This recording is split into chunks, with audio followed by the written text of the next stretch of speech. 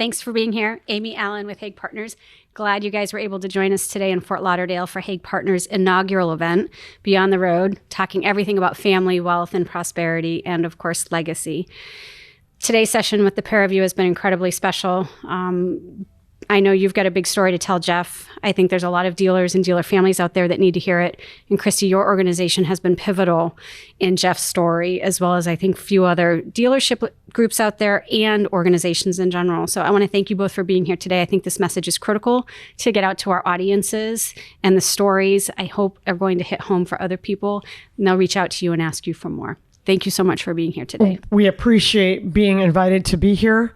It was an incredible morning, and I do feel confident that more dealerships potentially would get on board. So it's an honor to be here today, especially with one of my best friends, Jeff Elhart. Jeff said my journey goes back 12 years, at least, I believe. Maybe. No, not that long. 8 years. But Jeff is going to touch on that. But I know right now, in the world we live in, mental health is a topic of conversation for everyone. And we talk about it every day. We hear about it every day. We hear about it on the news every day, whether it be a tragedy that has occurred or just how to go take a walk and it's good for your mental health. But we are about saving lives. And so I'm going to flip it over to my good friend, Jeff Elhart, to give you a little introduction as to how we met in our journey together. Yeah. It was March 27, 2015. I lost my brother to depression by suicide. And it was almost immediate that I started reading every book under the sun on suicide. And I, for one, deal with depression, and I'm doing well. I'm medicated. It runs in our family. My mother has clinical depression, and obviously my brother did. But when I read all these books on suicide, it was a broken record. And it was the same message over and over. And it was all about understanding the tools and ultimately getting to the point where we need to challenge the person that's suffering with a tough question. And we'll get into that. But I noticed these warning signs in my brother, but I didn't know what to do about it. I got him to his primary care physician. What I didn't do is get him to the kind of treatment that he needed and deserved. And as a result, I just was fortunate to find you, Christy, with the Mental Health Foundation of West Michigan and your Be Nice program. And it resonated with me because we were looking for something that we could easily educate our community of West Michigan on how to recognize the warning signs of depression. Because I found through my own experience is that, is in my brother's case, he didn't wake up one day and just go to the hospital and say I'm depressed and get help. When you're in that deep state of depression, you're full of hopelessness and helplessness, and you can't get out of your own way. And unfortunately, it's very silent. But this morning's session was great. The dealers were very receptive. And I think we'll have a number of dealers will be calling on you, Christy, to help bring Be Nice into their midst of their employees. And we had 10,000 employees represented by the leaders that were there this morning. And to think that based on the numbers, there's potentially 3,000 of those employees that may be dealing with a mental health disorder, mostly depression, and as many as 400 or 500 people of those 10,000 could be considered taking their life. And I think that's eye-opening for us as leaders of businesses, particularly in the car business, because in the auto industry, the demographics of the people that work in our industry match up almost identical to the most vulnerable population that die by suicide. Those are males, typically in the ages of 35 to 75 years of age. So I sure appreciate the opportunity to be here this morning with you, Christy. Well, I appreciated your comments. It's going to be a love fest right now because Jeff what Jeff did, and he went in the right direction of, he became very educated about this illness called depression. And so when we met, he was already working on his own solution. I walked into his office the day that we met, and he had the word depression on a piece of paper, and he wanted to come up with an acronym and an action plan. And I said, ho, ho, ho, I've got a 4-step action plan, and I think you're going to love it. And he did. Initially he looked at it, be nice. He thought, no. My brother was not bullied. No. That has nothing to do with it. Yes, it's an action towards be nice. And Jeff loved it because it fit his brother also, because his brother was the nicest guy. And it does mean going out and treating people with respect and dignity, and knowing that every interaction I have with someone every day is going to make a difference. So in that respect, Wayne did be nice. But then what didn't happen was the next 4 steps of the action plan. And that is to notice and recognize the onset of a mental health disorder at the beginning, when someone has their behaviors, their actions, their thoughts, their feelings have changed. And these are things that maybe I can see, or in a conversation I can hear if I strike that up. In addition, inviting yourself to start a conversation with an individual. This action plan can even be utilized by a person themselves, where I'm recognizing and noticing changes in myself. And how can I invite myself to go out and get help and treatment? But following the plan, going along the path, challenging the resources, challenging someone who may be experiencing stigma not to go get help and treatment. Someone who may be struggling with thoughts of taking their life, but they don't want to tell anybody this because that would be embarrassing. That would be against my religion to take my life. And here I am thinking about this. I can't tell anybody. I'm going to let people down. I'm strong. I'm this guy that comes to work every day, and I've got the best attitude, yet inside I'm feeling like this. And then ultimately, empowerment, empowering this individual with my love, with my support, with resources that are available, getting them to that resource. It's not just giving somebody a pat on the back saying, I'm here, bud, you're going to be okay. No. It means helping that person find those resources. And you want to empower that individual also, but you may have to stick on that journey for a little bit to make sure that that individual is doing okay. So that's a quick wrap of what the action plan is. But with Jeff, he saw the work we were doing. He felt it in the meeting that we had together, which lasted 3 hours. I was at the dealership, got the tour. I saw Wayne's office. I left with a Petoskey stone. Jeff's brother Wayne was a master at finding Petoskey stones, which are very difficult if you've ever been to Michigan, and actually taking and making them beautiful by polishing them. And I received a Petoskey stone that day, and it's with me every day when I'm in my automobile. It's like sitting right there next to my Greek Orthodox icons. But Jeff did show me that Wayne was a big part of this dealership and meant a lot to individuals that still worked there.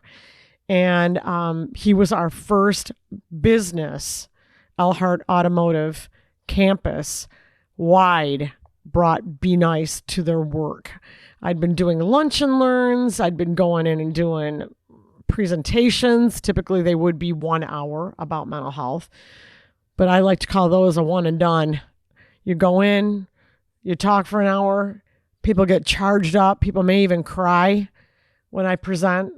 It evokes tears oftentimes because there could be people in an audience that they themselves have a lived experience of a loss, or maybe are living with this illness. But Jeff went above and beyond and brought Be Nice into the dealership, where it wasn't just individuals at lunchtime. It was live and breathe this. We're going to put the action plan into everybody's hands, and in addition, into the hands of our customers, our vendors, anyone that crosses into the parking lot and comes into our facilities, drives by, they're going to read Be Nice. They're going to read the action plan. Nobody tells it better than you, Jeff. I'm going to throw it over to you. Well, I'd like to address the why and how. So the why should dealers consider bringing Be Nice into their operation? And here's the answer. Depression and anxiety are the world's most prominent disability. There's more people that suffer from anxiety and depression than any other thing in this that people struggle with.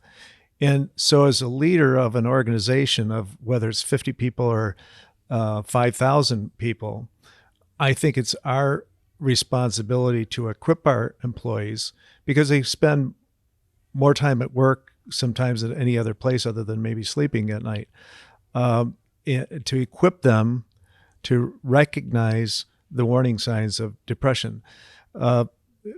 About 1 out of 5 people deal with mental health disorder sometime in their lifetime. And that means that 80% of us don't.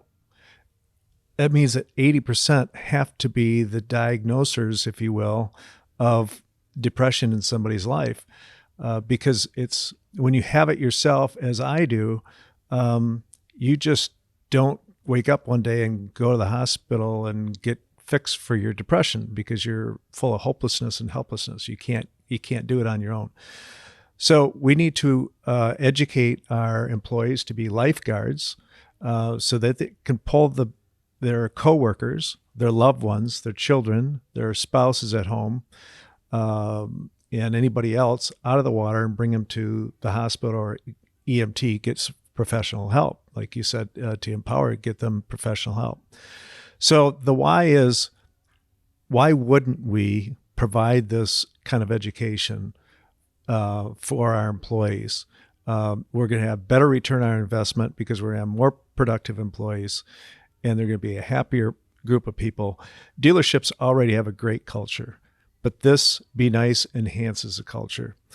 We gave the Be Nice book that Christy and I wrote, called Be Nice, 4 Simple Steps to Recognize Depression and Prevent Suicide, to all of our customers that bought a new or used car.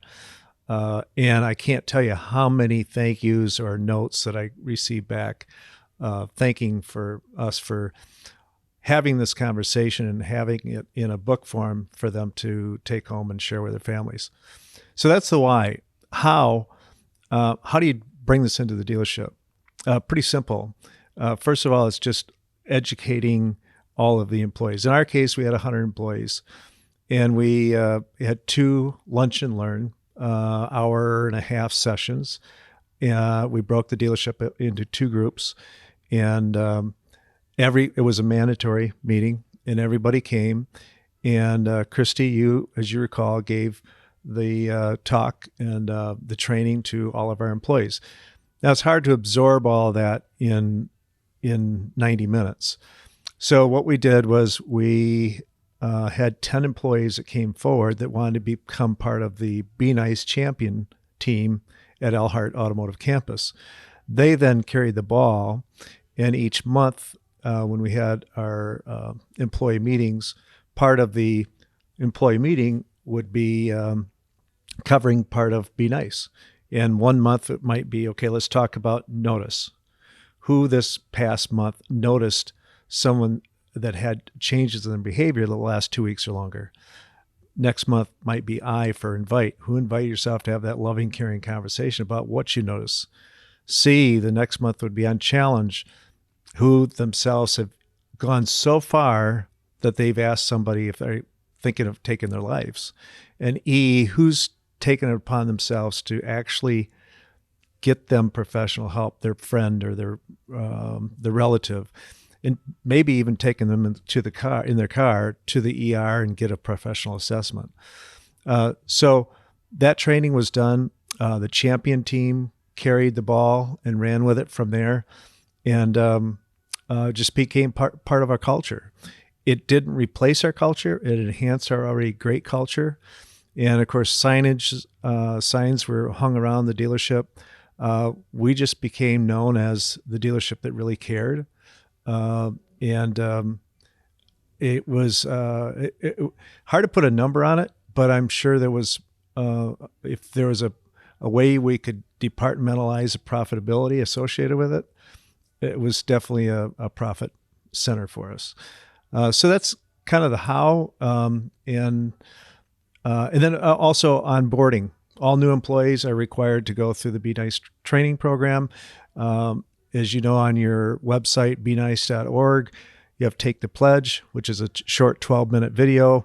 And we require all of our employees new employees to take the pledge, which is another education tool that Be Nice has. So it really enhanced our culture. And the other thing is, and I could keep going on and on and on, but I can think of a couple of employees that I know they saved lives, actually took action. And a parts employee, for instance, came in, was not coming into work on time for a number of weeks. This is probably going on for about a month. And our service director went and talked to him in private. He said, I just noticed that you haven't been coming in. You're just not yourself.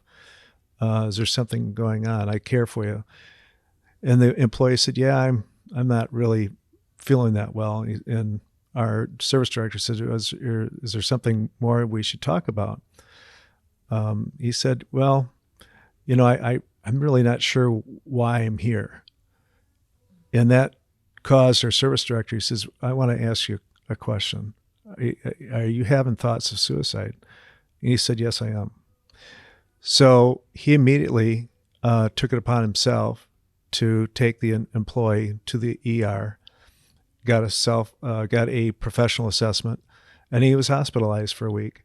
And today, that young man is doing great, and he received therapy and counseling, and it's just those kinds of things that, how do you put a price tag on that? So thank you for coming up with a Be Nice action plan. I love it.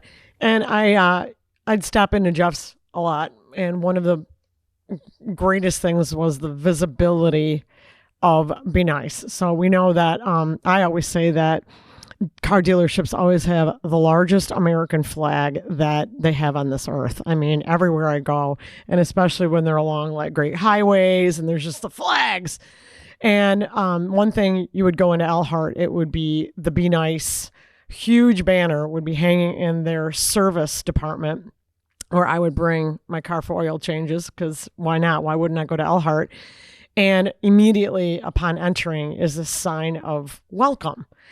And with the action plan, and I'll say that it's just not a brand, it's a registered trademark, but it's the action plan that makes it the best part about it. Noticing the good, the right, so I can notice the difference. Inviting myself to tell somebody the good, the right, but in addition, inviting myself to have a conversation about the differences that I might see. Challenging the stigma that goes with people not seeking help and treatment because of the fallacies, the myths that they think about mental illness, mental health disorders.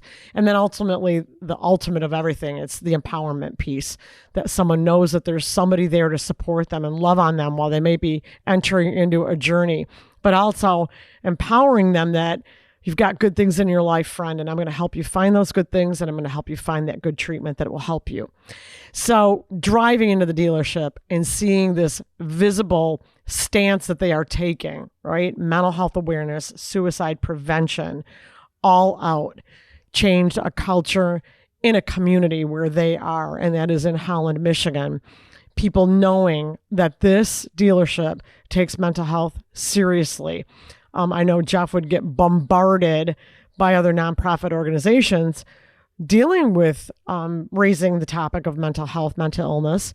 And he became a huge advocate for change within his county, to the point that a positive vote on more monies coming into our mental health system in that county was approved by a majority of voters. It was incredible, but it was by him putting it out there, the visibility of Be Nice, and people knowing that that has to do with mental health. In addition, I just want to name another story that I know that occurred at Elhart, and that was, I'll tell it, Jeff, because I know that you have a lot, and I remember this one. But a young man had just been hired as a salesman in the dealership, and he was a person that had become trained in the Be Nice action plan. And here he is, ready to make and score on that big sales of a car to an older woman that had come in. And she was seated at the round table of where you're going to sign the papers. And she was in tears. And here's a young man thinking, what's my grandma doing across the table from me crying right now? And immediately he went into the Be Nice action plan and recognized this woman was extremely emotional while she was going to be doing this. Now we can know that a 22, 23-year-old may be emotional because it's like, I'm buying my first car. But here's an older woman. And he said, are you okay? I'm seeing that you're crying. And she went on with that invitation of a conversation to tell him that this was the first time that she was buying an automobile on her own because her husband had just passed away. So immediately the sale turned into, I'm going to help this woman right now. And for that young man, it was a great learning experience that these client interactions, and he was able to share that story, I'll say this, at one of the morning meetings that Elhart would have. And suddenly it's a wake-up call to, we have an immense responsibility. Everybody does in all interactions that we have with individuals, no matter if they're young, middle-aged, old. We can make a difference by recognizing, noticing the visible emotions that people experience, doing something about it. And I challenge people to take these interactions seriously, that knowing that maybe you're the only person that's going to reach out to that individual and notice and recognize that somebody is visibly upset by something that happened. So I love it. I live and breathe it. And I'm really fortunate to have had the opportunity to work with such a great guy in the automotive industry. And most of all, someone also who is enjoying retirement. And I'm going to throw this one to Jeff to talk more about what his family, their journey right now and mental health. Sure. Thank you. I want to give credit where credit's due. And I go back to my brother. And two things. One, a letter that we found 16 months after he died. And that letter read, Kathy, his wife, family and friends, I love you all. This depression has gotten the best of me. Please don't blame yourself as it was me. God, please use me to help others. Sign, Wayne. He knew that his pain exceeded his gain. But had we been educated, we may have been able to help him. And that's what Be Nice is all about. One other story about Wayne, he really instituted a Be Nice action in one situation. He had a parts manager that worked for him. Parts manager had been with us for 45 years. It was Wayne's best friend growing up. Well, his best friend was developing an alcohol problem and wasn't able to make it into work sober. And Wayne sat him down, gave him several warnings. And he finally said, the next time you come in this way, I'm going to have to let you go. Well, parts manager came back in and he was inebriated. And instead of Wayne letting him go, Wayne noticed, he invited himself, he challenged himself, he got the person in a car, drove him to Grand Rapids, 40 minutes away, and checked him into Pine Rest Hospital. And today that person is 30 years sober. And Wayne did that before we knew about Be Nice. So I think there's something there that Wayne's life was meaningful for so many people and it impacted so many people. but the people's lives beyond Wayne's life are going to be incredibly changed for the better because of that experience. Those are the stories. But I know, Jeff, I'm going to throw this one to you one more time because of the conference that we're at right now. And I know that Hague Partners, the conference is about dealers and succession planning right now for folks that are potentially contemplating maybe passing their dealership on, potentially selling. And I kind of was thinking maybe you could share, because we didn't get a chance on the conference earlier, to share your journey right now and the impact of all of that and what it had on your mental health. Good question, and I should have answered that before. But I was to the point where I was considering, okay, what's my future look like with the car business? And two children, and neither one of them wanted to be in the car business. And at some point, I decided I just needed to, about a year and a half ago, going on 2 years ago, I thought I should consider what my options are. And one of those options would be to sell. But I can't do it alone because I have lived this business my whole life.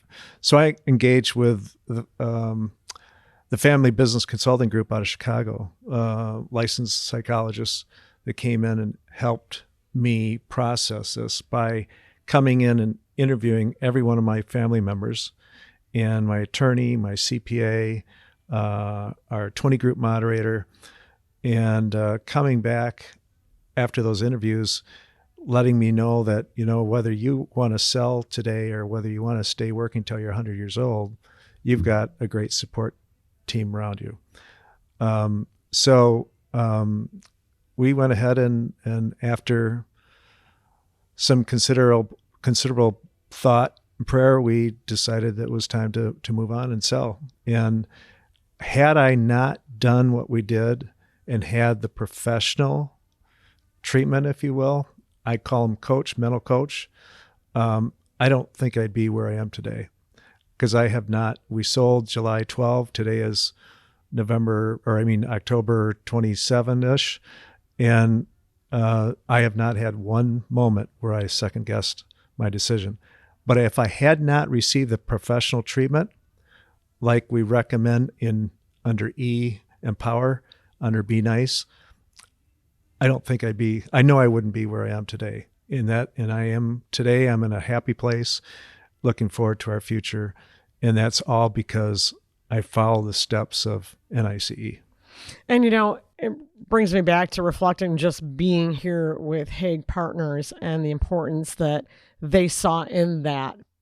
Not knowing your story, Jeff, was so interesting because we were featured, Jeff and I were featured in an automotive magazine, and it was about our collaboration that Jeff had brought this mental health suicide prevention program to his dealership. And then all of a sudden, Amy is looking for a speaker because mental health was rising to the top of what client base was asking for. Hey, it'd be great if we had some mental health education. And then suddenly Amy opened up this magazine and saw us and contacted and connected us. So that is an amazing company also. And it's not just a plug because we're on this podcast, but it's surrounding yourself with people that are looking out for the best interests. So we encourage and hope that those listening today will reach out if you're interested in mental health, suicide prevention programming. And ultimately, I'm just going to say this to everybody, it's part of wellness right now. If you have a wellness program, put us into it. If you're trying to create a wellness program, I'm going to be honest with you, mental wellness is where it all starts. When people are mentally well, they're taking care of their physical wellness. They increase their exercise. They sleep better. They lessen the abuse of substances or eliminate that. And then they're better employees. And we know that mental health has an effect on wanting to go to work, wanting to perform my job for you, wanting to engage myself by having a great attitude, and then engaging satisfying relationships. And that's ultimately what you all want. So with that said, I want to thank everybody. I want to thank the Hague Partners for inviting us here. And we would love it if other folks listening today would come on board. Thanks much.